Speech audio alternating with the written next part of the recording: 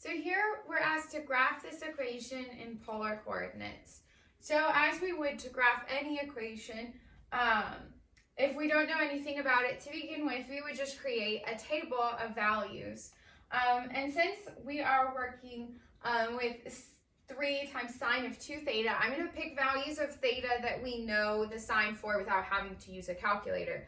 Obviously, you could use a calculator for this, but you don't have to, and so I'd like to show you how to do that without it. So I'm going to pick our regular unit circle values that we like, which are, probably should have labeled this one. We've got 0, we've got pi over 6, pi over 4, pi over 3, we've got pi over 2, and we'll continue going around the circle for the rest of those values that we know the sign value for automatically.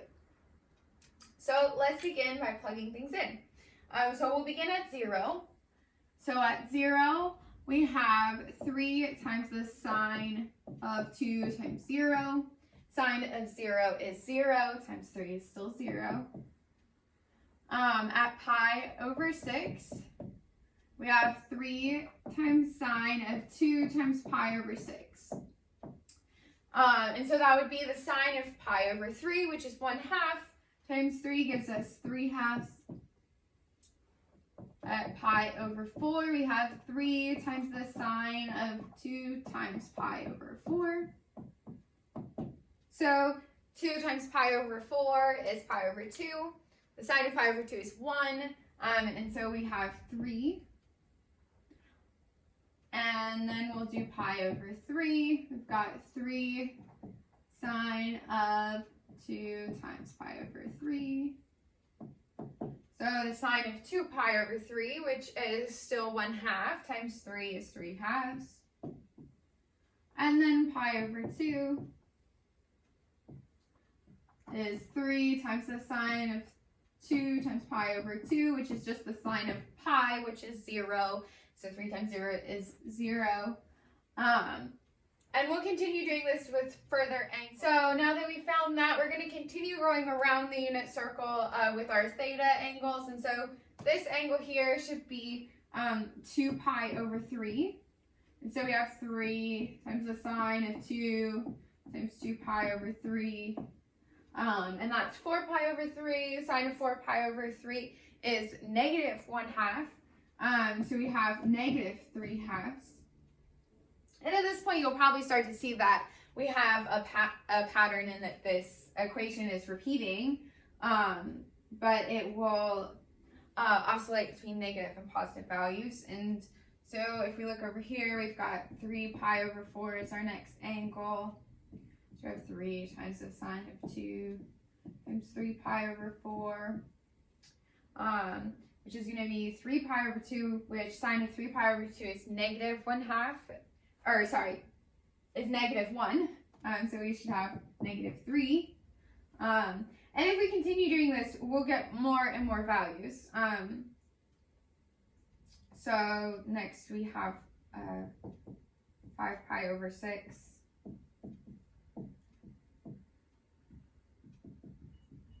And that's going to give us negative 3/2. And we have pi,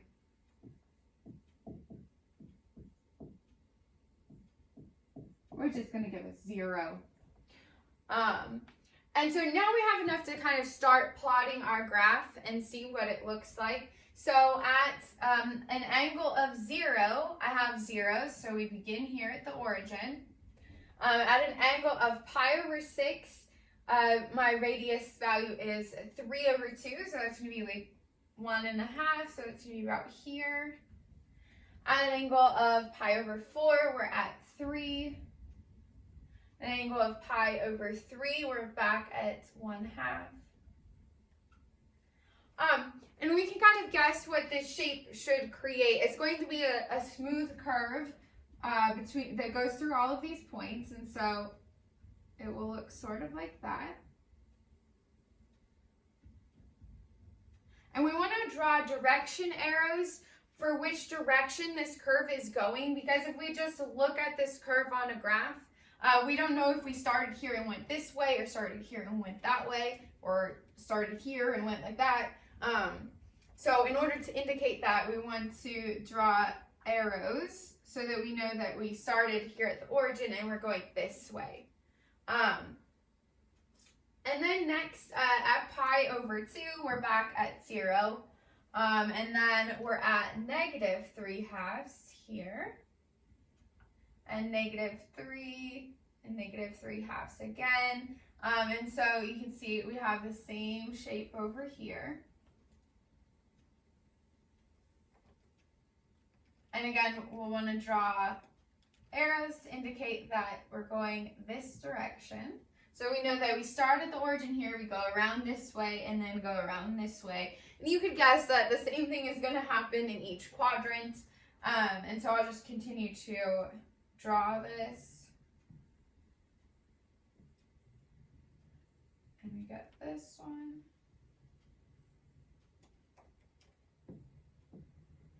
And then lastly, we get this one.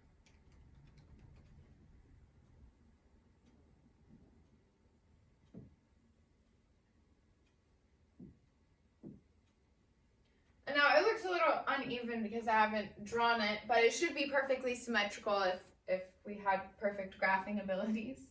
And what we end up getting is this 4-petaled flower kind of design is what the graph of this is. So basically, we're just doing the same thing that we did way back when we first learned to graph equations. Only here we have to remember our input is an angle, theta, and our output is the radius around the circle.